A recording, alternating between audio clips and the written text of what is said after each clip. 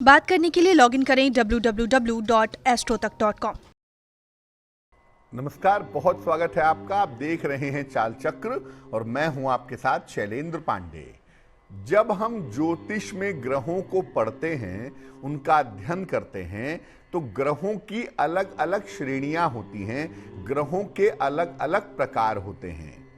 कुछ ग्रहों को शुभ ग्रह माना गया है, कुछ ग्रहों को क्रूर ग्रह माना गया है और कुछ ग्रहों को ज्योतिष में पाप ग्रह माना गया है। जब पाप ग्रहों की दशाएं चलती हैं और अगर कुंडली में इनकी स्थिति ठीक नहीं होती है तो जीवन में मुश्किलें बढ़नी शुरू हो जाती हैं।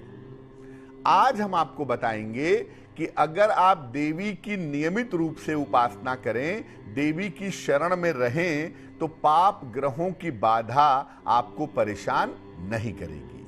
अब ये जानते हैं कि आखिर पाप ग्रह होते कौन से हैं और पाप ग्रहों का प्रभाव कैसा होता है। देखिए, ज्योतिष में मुख्य रूप से बहुत सारे विद्वानों ने 3 ग्रहों को पाप ग्रह माना है: शनि, राहु और केतु। सूर्य और मंगल को क्रूर ग्रह माना जाता है। शनि, राहु और केतु पाप ग्रह हैं।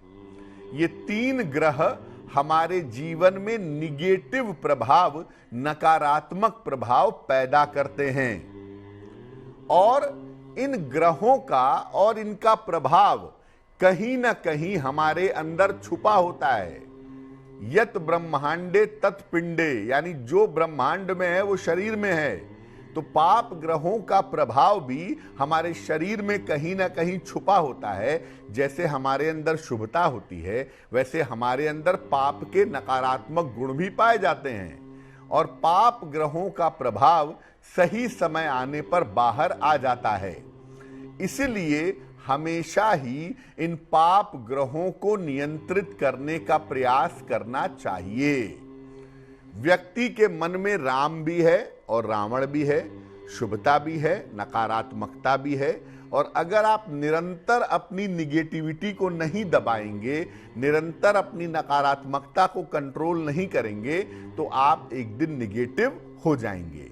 अपने मन की शुभता को बढ़ाइए और मन की जो निगेटिविटी है, जो नकारात्मकता है, उसको नियंत्रित करने का प्रयास करिए। अब देवी की कृपा से पाप ग्रहों के दुष्प्रभाव का नाश कैसे हो जाता है? कैसे हो जाता है भाई?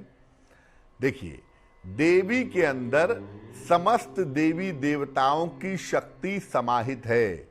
मां दुर्गा का जब प्राकट्य हुआ तो ऐसा कहा जाता है कि समस्त देवी देवताओं ने अपनी शक्तियां उन्हें प्रदान की, इसलिए उनके अंदर समस्त देवी देवताओं की शक्ति समाहित है। और दुनिया में हर चीज की शक्ति के पीछे देवी की ही शक्ति है, इसीलिए देवी की पूजा को शक्ति पूजा कहा जाता है। ग्रहों, नक्षत्रों की शक्ति भी देवी की कृपा से ही बनी रहती है और हर ग्रह की शक्ति को आप देवी की कृपा से नियंत्रित कर सकते हैं, क्योंकि किसी के पास भी कोई भी शक्ति है तो वैसे परम ब्रह्म की कृपा से, लेकिन याद रखिए ब्रह्म की जो क्रियात्मिका शक्ति है वो है देवी, इसलिए देवी की शक्ति ही सबके अंदर पाई जाती है। तो ग्रहों की बुरी शक्ति के पीछे भी देवी ही हैं जो ग्रहों को नियंत्रित कर सकते हैं।